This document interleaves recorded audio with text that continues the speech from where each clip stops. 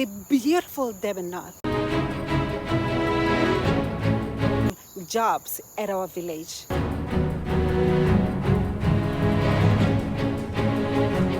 Hello guys, welcome to Goodness Living. This is Tobile. I am coming live from the beautiful Devon North.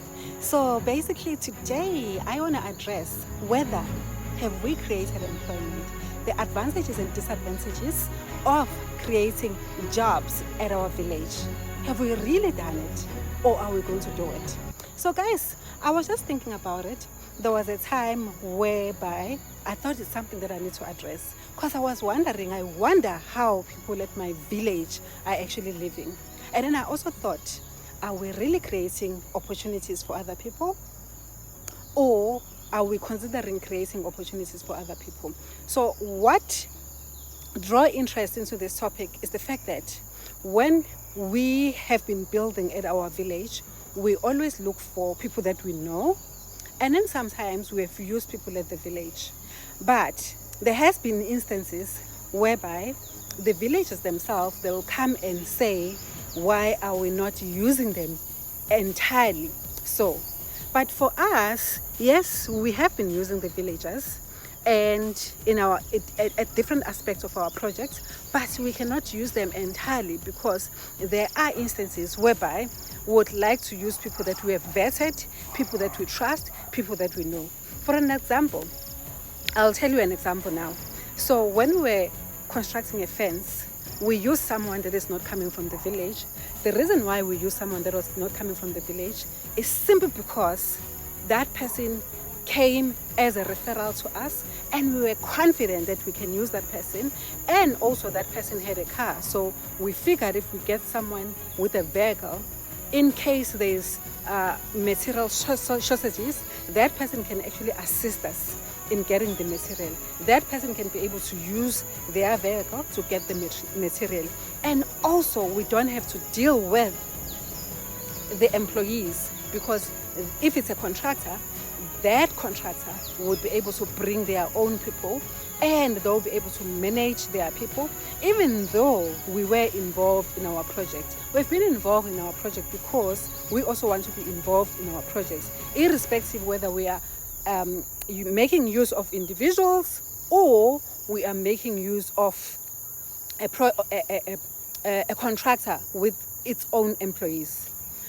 So at one instance, when we were now constructing our fence, one of the villagers came and said to us, why did we not use him? And we said to him, first of all, we don't know him. There was no referral to us, and also he did not come and introduce himself to us to say he can also do the fencing, and hence that's why we used someone that we knew. Actually, we also said that the person that we were using was our cousin, because we didn't want to cause conflict. But the question that I'm addressing today, one, have we created opportunities ever since we started our project? Have we created jobs ever since we started our projects? What are the advantages and disadvantages for DIY? What are the advantages and disadvantages of creating job opportunities versus DIY? So I'll start by addressing the advantages for creating jobs. So one of the reasons that I would put as, which is the main one anyway, which could be the only reason, is that when you create opportunities or create jobs, the people of that particular area, they are able to make ends meet as well. Because what I've noticed, it's just my observation, so I am still gonna maybe do another video trying to understand as to how people at Toyane live, where is their source of income. So when you create opportunities, or when you create jobs, it gives an opportunity for people to create ends meet. But then again, the question is then what are the advantages, which is on the flip side of the coin? What are the advantages of doing it yourself? One of the advantages of doing it yourself is that you are going to obviously save on costs. On the advantages is the fact that when you're using a contractor or using individuals other than DIY, you will find that you can able to save on time.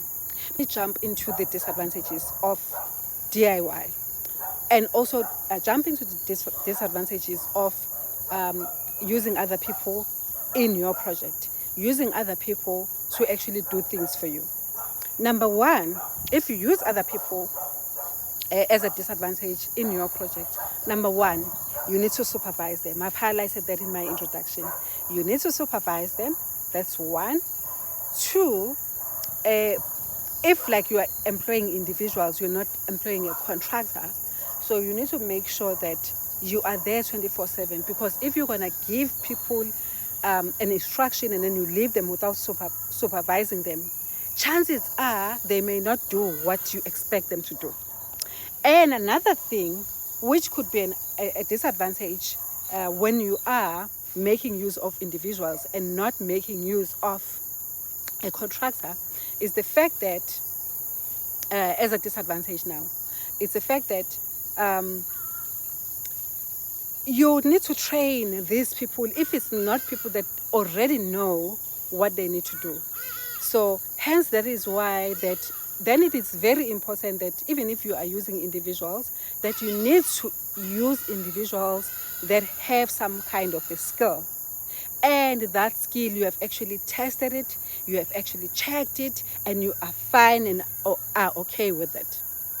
Okay, so another disadvantage of using people, now either individuals or contractor, is the fact that when you use individuals or contractor, then there are costs that are involved, that are attached to it. And sometimes it may be high costs. So if you're doing it yourself, like in our project, in our case, we are doing things cash. We don't have a bond and we don't want to raise a bond because we already bonded in the cities. We are living in the suburbs currently, so we already have existing bonds. So we don't want to take new bonds for our village build. But then again, I don't think that you'll be able to get a bond for the village build. What you can do, you can get other loans for other purposes, but you may not necessarily get a bond for the village build. Okay, another disadvantage is that sometimes if you're using a contractor who is now well skilled, they tend to take multiple tasks. They will take a job from you and then take another job from somebody else because they want to secure these jobs, especially small contractors. They want to secure these jobs, and they may not be honest to say that they've taken multiple tasks or multiple jobs. So you may find that you can be delayed if you are making use of not so honest contractors. That's another disadvantage. So as I was saying, that if you are using a contractor instead of doing it yourself, DIY project, you can actually save on time. How so? I'll make an example. Now this example, I want to make myself as a reference, or I want to make our project as a reference. So our project, we are supposed to have started last year already. So we wanted to start our project before springtime because we wanted to rush for the planting season. We were not able to plant because we were wanting to do it ourselves and then forgetting the fact that we are fully employed and we didn't have enough time. So because we didn't have enough time, we ended up not planting. So because for us to be able to do any other project, so what we are reliant on is the fact that we must be able to do these things on a weekend. So if you have to think about the weekends, how many weekends can they be in a month and then in a year? So hence that's why we got delayed. And also when we do these things ourselves, some of these things we don't know 100%. It's actually learning on the job ourselves. Yes, there are instances where we know how to do a task, but we may not be as fluid and as fast as a professional contractor would be able to do something. So therefore, we're not able to save on time. Yes, it is true that the reason why we wanted to do it ourselves is because we wanted to save costs, as I've indicated that we are doing these things on cash. So knowing that if we do it ourselves, we are able to save on costs, then we were so adamant that we are going to stay until we are able to do it ourselves. But when you come to think about it, as much as we wanted to save, in the long run, we ended up not saving. If you think about it, time is also money. So we're able to not save, and we also lost time. Mind you, we're supposed to have done this thing last year. Now, think about 2024. So we would have planted, we would be having trees that are thriving at our village land. We would be having vegetables that now we are eating at our village land. But we could not do that because we were waiting to do it ourselves. So you see, as much as we were trying to save time, but in the long run, we ended up not saving any time. And also, we wanted to save costs, but in the long run, we ended up not saving any costs, because now, forward to 2025, we ended up using a contractor. So now when we use the contractor, obviously, the money that we were trying to save, then we had to use it.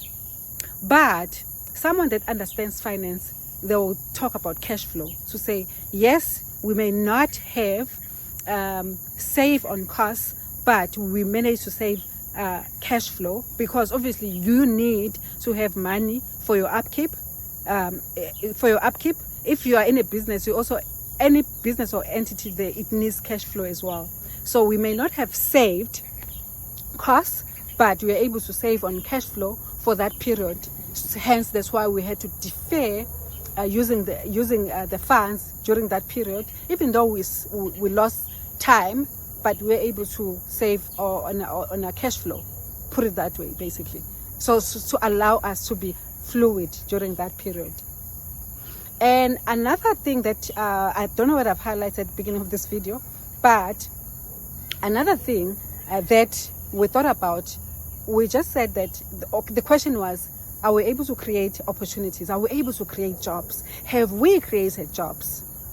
What do we think about doing it ourselves versus us having to create jobs, create opportunities, ask other people to do it for us?